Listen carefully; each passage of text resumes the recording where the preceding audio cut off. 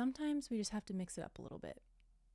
If we stay stuck on that one thing all the time, like remember when you were in school and maybe you're working on that math homework, that maybe algebra 2. I mean, I loved algebra 2. Thank goodness for my teacher, but like, oh my gosh, did I get sick of it, because it was a love-hate relationship. But when you're sitting there looking at that same problem over and over and over and over and reworking it a bunch of times, there's a point where you're just like burnt out. Treat it as the precious thing that it is and just take a break. These are things that I tell myself, and I feel like it might be helpful to somebody else as well. Where are the creatives out there who have struggled with the oh so dreaded creative block? You know, writers who have writer's block, you can't seem to get those next ideas out and you're feeling stuck. And I have experienced this on multiple occasions. What do you do when you feel stuck? You're just not sure what to make next, or you have an idea and you're not exactly sure how to execute that idea. Or maybe you're in the middle of something, some kind of artwork. Maybe you're in the middle of a chapter of something that you're writing, however it applies to you, and you just don't have that full vision and you're not sure what to do. I think this is a normal part of growing as an artist, as a creative, honestly, as a person in general, okay? What's up? I'm Kayla. I'm a self-taught acrylic artist that is currently on the journey to continuing to learn my craft, and I just wanted to share a little bit about what helps me and what continually helps me through creative block when it decides to strike at me. And I hope that this could give you some ideas if you're struggling and you feel a little bit stuck. The first thing I want to say is that when you do get stuck on something, on an idea, in a project, it can be very easy for us to get discouraged and down on ourselves about our abilities. Like, you know, for example, this painting I'm working on, I just don't have a full vision. Like, I don't know exactly where to take it next. And I don't know, maybe I'm just not good enough for this. Maybe this is all that I have to give. This can be a thought that can creep in that can just stop your progress entirely. And I mean, for me, there are times that it has, and I've put up pieces that I've just been really discouraged with. Everybody has those days, I think. And, but the reason I'm talking about this today is to hopefully try to stop the negative thinking towards it, because I think that when you come up to a block and you feel stuck, I think that it's because there's growth happening, and it's just another wall that you need to break through, if that makes sense. These are a couple of tips that have helped me and that continuously help me when I experience creative block. And the first one is, okay, let's take a visual here. So maybe you are sitting at your desk, you're working on a drawing, maybe you're writing something, maybe you're writing a chapter in a book, maybe you're working on a painting. You know how you get hyper fixated on that one thing that just isn't working, whether you just don't have a full vision for what you're trying to create. Maybe you just don't like the way it came out at all, and you are ready to just throw in the towel for the day, call it. You're like, you know what, that just sucks. I hate it, and I just need a break. I'm pretty sure that's normal, by the way. I know I experienced that quite a bit, and it's okay to feel frustrated. It's okay to struggle, but, you know, don't give up. The first thing is, like, stop hyper fixating and trying to manipulate this subject, whatever it is that you're working on, and just lean back. Take a breather. Allow your mind to separate from the control that you're trying to have over this piece. And then let your body also separate, back away to release some tension. Take a deep breath. You have this newfound space within you to get re-inspired, right? There are tons of ways that you can reignite some inspiration and get some ideas. So this is going to be specific to each person. I just wanted to throw out a few ideas that you could try if you're not exactly sure where to start. Now that we have this mental and physical space, and we need to kind of just get out for a minute and reabsorb some new life, some new colors, maybe some new energy. Although this isn't my favorite, like looking up reference photos on the internet of what it is you're trying to make or something that you're interested in. You can also look at artists that you may or may not know and start looking at their work and see what they do. What kinds of principles can you take from how they work? Maybe the way that they're utilizing color, or maybe even just how they're drawing, and it's just super unique. It just, things like that kind of help your wheels to start turning as far as like, hey, maybe I have to develop my own style a little bit better, or maybe I'm still working on, this element of my creative skills, whatever it may be. Be brave and maybe pull out some of those old sketchbooks that you have tossed in the corner of your closet because you don't want to look back on all those icky, crazy, weird drawings that you experimented with a few years ago. Take them out. Look through. I would like to do this more often, actually, looking at my old sketchbooks and revamping what I have created that didn't look so great back then, but a few years down the road, when you are honestly even just a different person a few years later, you can revamp that old sketchbook drawing into something really cool today. I had a small sketchbook. I think it was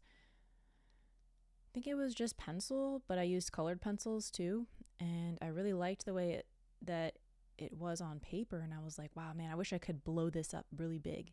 And so I did, and I blew it up to a probably 2 foot by 4 foot painting, and it looks completely different from the sketchbook page as far as the colors I chose, some of the placement of the subjects that I used.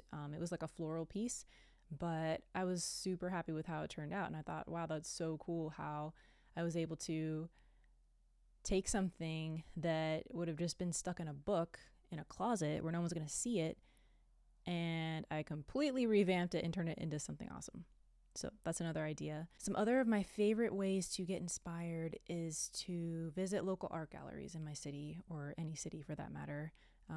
I wish I could do it more often, but I think just standing in the presence of other people's art just allows all that energy to kind of wash over you, and you can observe so many different styles, so many different mediums and colors and stories. And for me, that's one of my all-time favorite things to relax me, to help me get my mental wheels turning. There are times where I've gotten to talk to some of the artists and just ask them questions, which was really cool because it was just like, you're just having a conversation and you have the freedom to ask them about their process and ask them about tips or their story or how they even got started doing art, anything like that. Another one is for you nature lovers out there, or maybe you're ones who don't and you want to try it, going to the park, go to the beach, wherever your terrain, wherever you live. What is a beautiful place that is just serene, peaceful, where you can download maybe ideas and thoughts that you have and put them on paper. You can bring a journal with you, or if you have your phone, you can pull out the notes and start typing down some thoughts, ideas, things that are coming to mind. Maybe it's a phrase, maybe it's something that you saw if you're at the park and you're looking in the woods and you saw this really neat tree that you feel like you could turn into some kind of mystical fantasy tree. I don't know.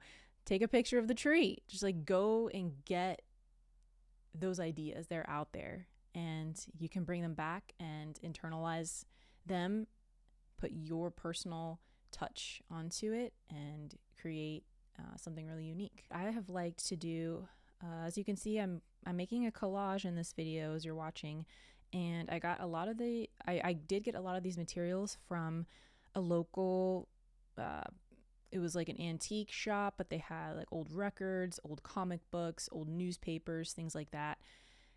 And I also just collect what others might consider trash, but you can make pretty cool collages. That's what I'm doing. And it's fun because you're not exactly thinking so hard about, you're thinking a little bit of how these pieces can work together. Maybe how can you craft a little bit of a story in this collage?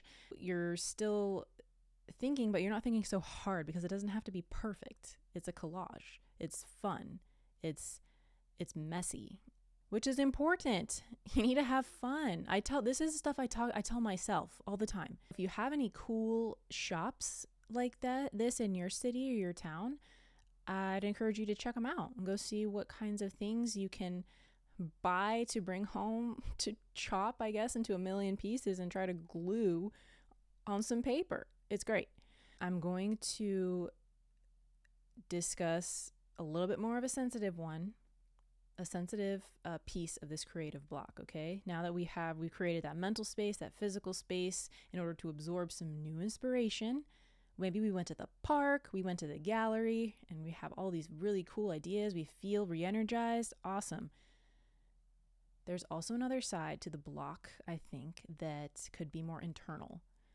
Maybe there are some deeper questions that you need to ask yourself as to why, especially if it's this reoccurring block that keeps plaguing you in the same way and you can't seem to shake it.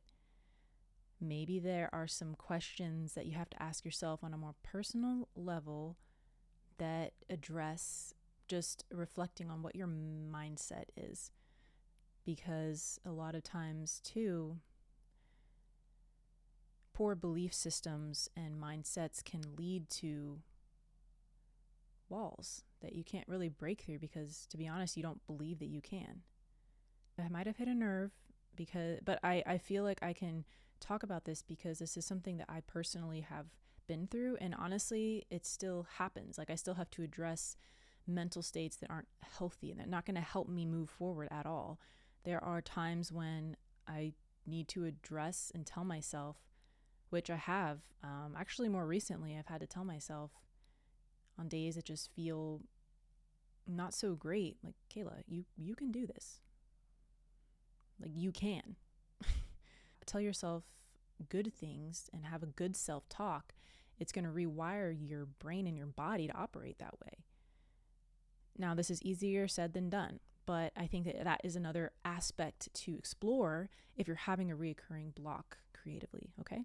All right, so the last thing, we have all of this new information. Maybe we've had this self-talk to try to get a shift in our bodies as far as what's going on. So now the best part is to go back and experiment with it.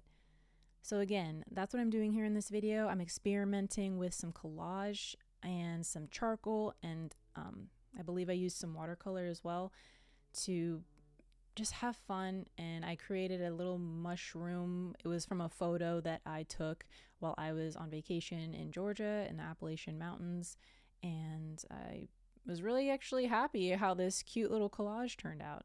So go back and experiment, get messy, play, don't think so hard, and allow yourself to just be present with what you're doing because you're alive and you are able to create today. And also, you might just surprise yourself with what comes out.